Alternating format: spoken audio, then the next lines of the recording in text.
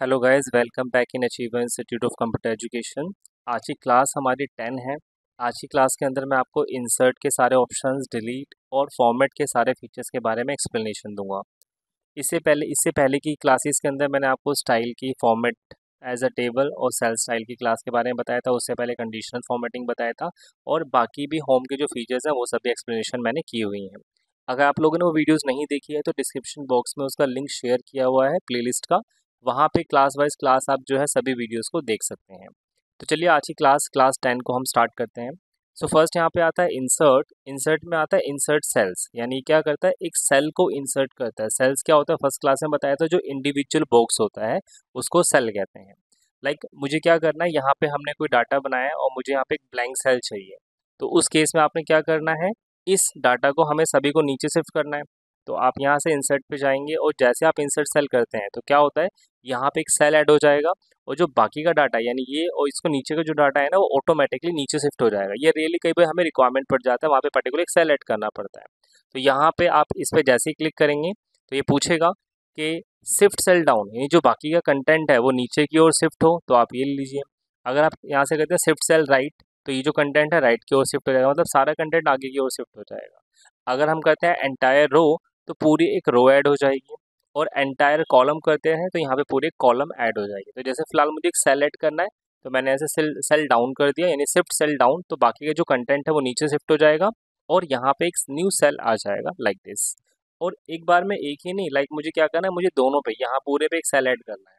इस कंटेंट को हमें गलती से ऊपर कर दिया, पूरा हमें नीचे शिफ्ट करना था। तो दोनों को एक साथ सेलेक्ट करो, इंसर्ट पे जाओ और इंसर्ट सेल्स पे क्लिक कर दो। ठीक है, डाउन कर देंगे तो आप देख सकते हैं कि जो बाकी का कंटेंट है वो नीचे शिफ्ट हो गया और हमारे पास यहाँ पे स्पेस खाली आ गया है।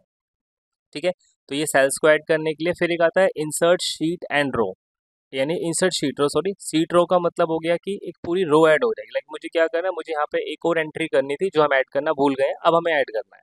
तो आप सिंपली यहाँ पे सेलेक्ट रखो कर्सर को, पूरी रो को भी सेलेक्ट कर सकते हो या फिर एक इंडिविजुअल सेल को भी सेलेक्ट कर सकते हो। फिर इंसर्ट पे जाइए, इंसर्ट शीट रो पे क्लिक कर दीजिए। तो जहाँ जो सेल आपने सेलेक्ट किया होगा ठीक उसके ऊपर एक न्यू रो ऐड हो जाएगा। ठीक है, ऐसे ही आता है इंसर्ट शीट कॉलम, हमें कॉलम ऐड करना हो तो कॉलम के लिए आपने क्या करना है, मुझे यहाँ पे प्रोडक्ट से पहले एक और कॉलम ऐड करना है। तो कर्सर हमने यहाँ पे रखा, यहाँ कहीं भी किसी भी सेल के अंदर रख लो और फिर इंसर्ट सेक्शन पे जाइए, इंसर्ट शीट कॉलम्स पे क्लिक कर दो। तो आप देख सकते हैं यहाँ पे पूरा एक न्यू कॉलम आ जाएगा। इसकी शॉर्टकट की भी होती है, ऐड करने के लिए आपने कंट्रोल प्लस करना है और डिलीट करने के लिए कंट्रोल माइनस करना है। आपको कॉलम ऐड करना है तो इसको सेलेक्ट करो, कीबोर्ड से कंट्रोल प्लस प्रेस कर दोगे तो यहाँ पे एक कॉलम ऐड हो जाएगा। और अगर आप यहाँ से रो को सेलेक्ट करते हो और फिर कंट्रोल प्लस करते हैं तो एक रो ऐड हो जाएगा, कंट्रोल माइनस करेंगे तो डिलीट हो जाएगा। तो ये शॉर्टकट की है, control plus and control minus delete और ऐड करने के लिए। ठीक है, फिर आता है इंसर्ट शीट। इंसर्ट शीट क्या करता है, जैसे अभी हम शीट 5 सैम्पल लॉन्ग डाटा यानी इस शीट पे हैं, मुझे इसके बाद एक और शीट ऐड करनी है, एक न्यू शीट चाहिए, फ्रेश न्यू शीट। या तो आप यहाँ प्लस पे क्लिक करके भी न्यू शीट ऐड कर सकते हो और यहाँ इंसर्ट पे जाके भी, इंसर्ट शीट पे जाके भी ऐड कर सकते हो। आप देख सकते हैं इसके बाद ही जो है ऑटोमेटिकली एक यहाँ पे न्यू शीट आ जाएगा, यानी लॉन्ग डाटा से पहले यहाँ पे एक शीट आ जाएगा।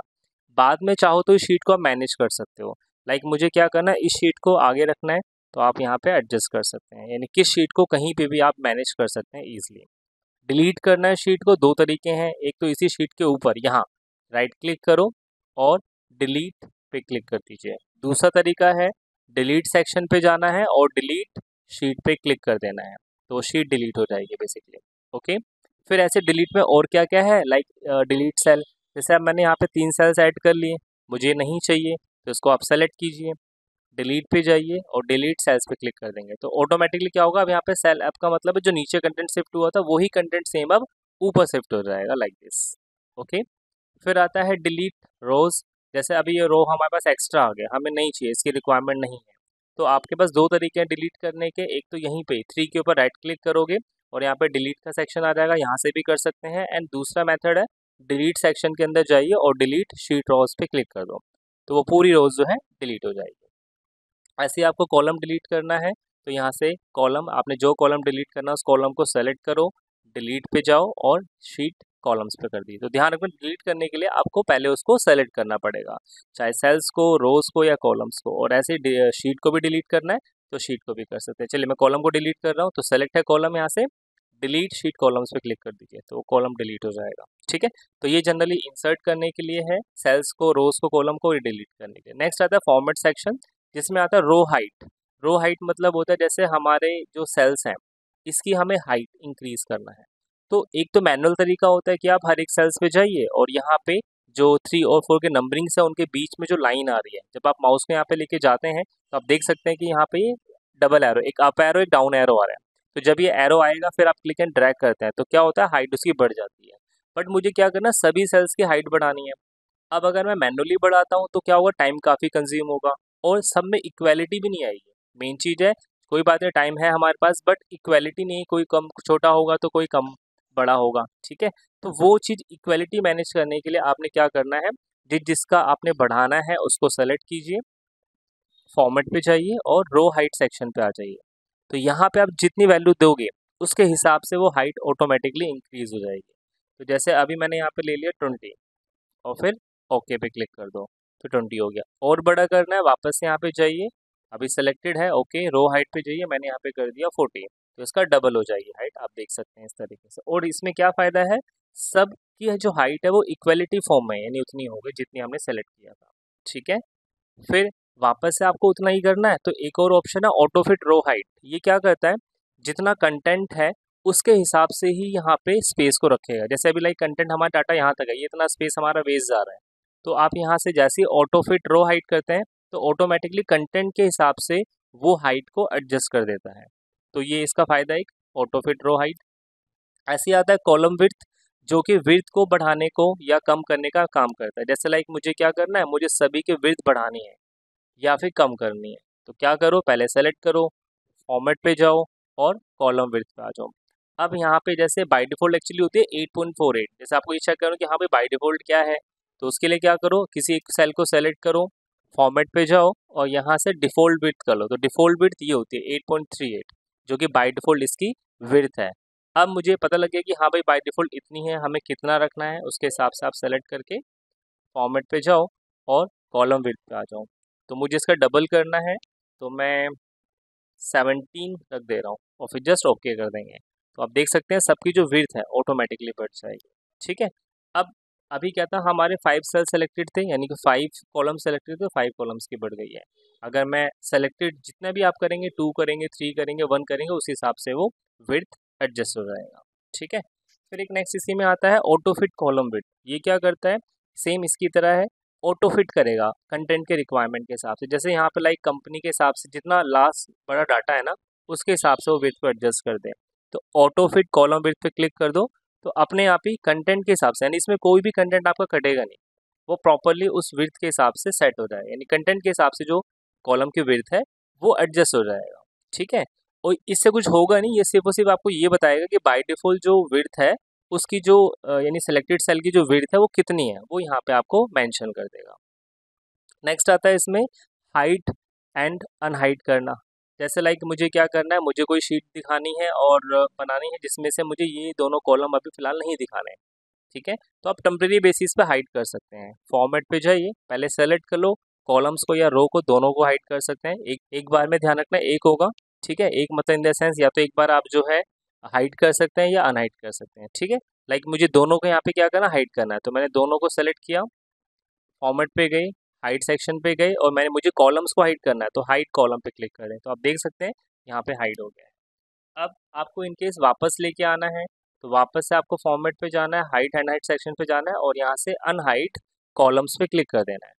ठीक है, आ जाएगा। बट अभी क्या हुआ, आया क्यों नहीं, बिकॉज हमने सेलेक्ट करना पड़ेगा कि किस रो को हमने किया है। तो आपने क्या करना है, यहाँ पे आपको पता लग जाएगा। जैसे आप देखिए ABC के बाद सीधा F आ रहा है, ठीक है, डी और ई नहीं आ रहा, डेट मीन्स डी और ई जो कॉलम्स है वो हाइड हो रखे हैं। तो आपने क्या करना है, एक कॉलम उससे पहले का जो हाइड है और एक कॉलम उसके बाद का, या फिर आप एक और आइडेंटिफिकेशन से कर सकते हो। देखो यहाँ पे डबल लाइन आ रही है, बाकी जगह पे सिंगल सिंगल लाइन आ रही है, तो जहाँ भी ऐसे डबल लाइन आए डेट मीन्स कि वहाँ पे कोई कॉलम या रो जो है वो हाइड है।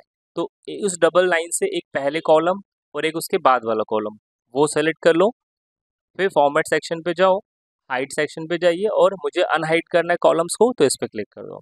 तो आप देख सकते हैं वो दोनों यहाँ पे ऑटोमेटिकली अनहाइड हो जाएंगे। ऐसे ही आपको रो को हाइड करना है तो यहाँ से आप हाइड पे जाएंगे, हाइड रो कर देंगे। तो आपको पहले ध्यान रखना है रो को सेलेक्ट करना है। तो मुझे लाइक यहाँ से इतना डाटा हाइड करना है, सेलेक्ट कर लिया, फॉर्मेट पे गए, हाइड सेक्शन पे गए, हाइड रो पे क्लिक कर देंगे। तो आप देख सकते हैं, और यहाँ पे भी आप देख सकते हैं डबल लाइन आ गई है। बाकी सब जगह पे सिंगल्स लाइन है, डेट मीन्स कि वहाँ पे कोई हाइड नहीं है। वापस से अनहाइड करना, दोनों एक रो उससे पहले एक रो उसके बाद सेलेक्ट कर लो, और यहाँ पे जाके आप हाइड सेक्शन पे जाके अनहाइड रो पे कर सकते हैं। ऐसे ही आपको लाइक ये पूरी शीट ही हाइड करनी है। तो फॉर्मेट पे जाएंगे, हाइड सेक्शन पे जाएंगे, और यहाँ से कर देंगे हाइड शीट।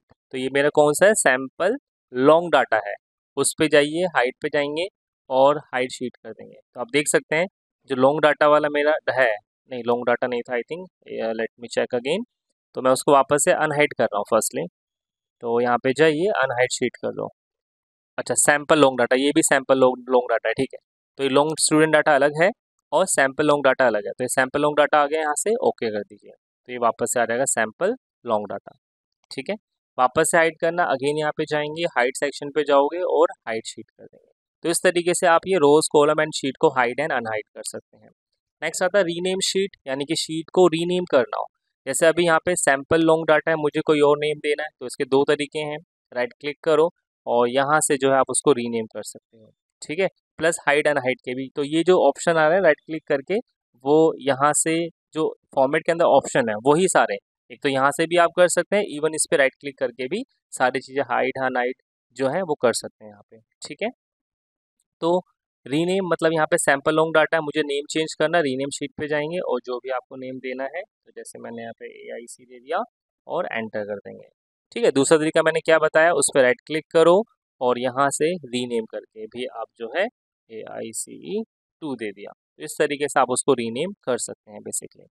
नेक्स्ट आता है मूव और कॉपी शीट, यानी किसी भी शीट्स की डुप्लीकेट्स बनाना पूरी शीट्स की, या फिर उसको मूव करना है। तो मूव करने का मैंने अभी रिसेंटली बताया था, क्या करना, उठा के उसको ड्रैग कर दो आप, ठीक है। पता है कैसे लेना, कहाँ ड्रैग करें, जैसे देखिए मैं एडवांस शीट को ले रहा हूँ और मैं उठा के ड्रैग कर रहा हूँ, तो आपको दिख जाएगा यहाँ पे एक छोटा सा एरो आ रहा है, दिस वन, ठीक है, ये देख सकते हैं एरो आ रहा है। तो जहाँ मैं इसको लेके जाऊँगा ना, उस पे वहाँ आ जाए, जैसे मैंने यहाँ पे रखा, तो सैलरी रिकॉर्ड के बाद जो है वो डाटा यहाँ शिफ्ट हो जाएगा, ठीक है। जैसे इसको देखते हैं, इसको उठा के मैं शिफ्ट करता हूँ, आपको दिख रहा होगा यहाँ पे एक एरो दिख रहा है, दिस वन, ये छोटा सा जो एरो है, जहाँ आप रखेंगे वहाँ पे वो बेसिकली ऑटोमेटिकली शिफ्ट हो जाएगा वो शीट, जिस शीट को आप ड्रैग करेंगे।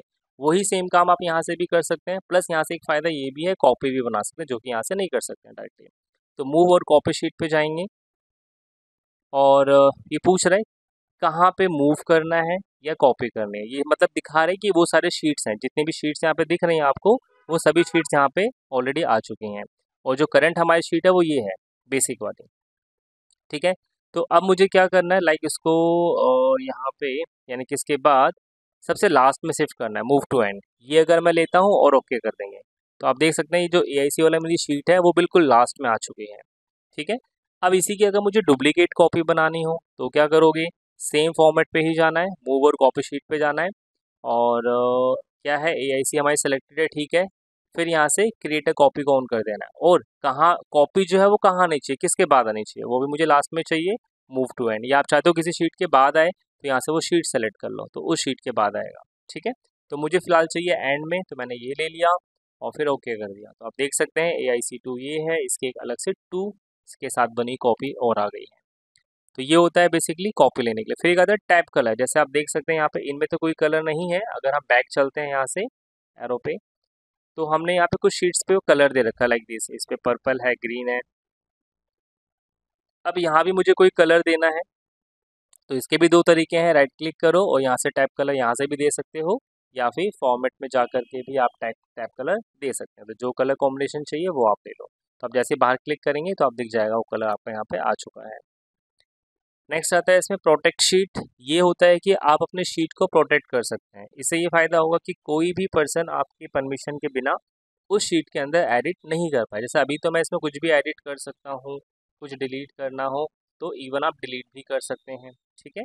लेकिन हम इसको प्रोटेक्ट कर देंगे तो कोई भी डिलीट नहीं कर पाएगा। कैसे करेंगे प्रोटेक्ट, फॉर्मेट पे जाना है आपने और यहाँ प्रोटेक्ट शीट पे क्लिक कर देना है।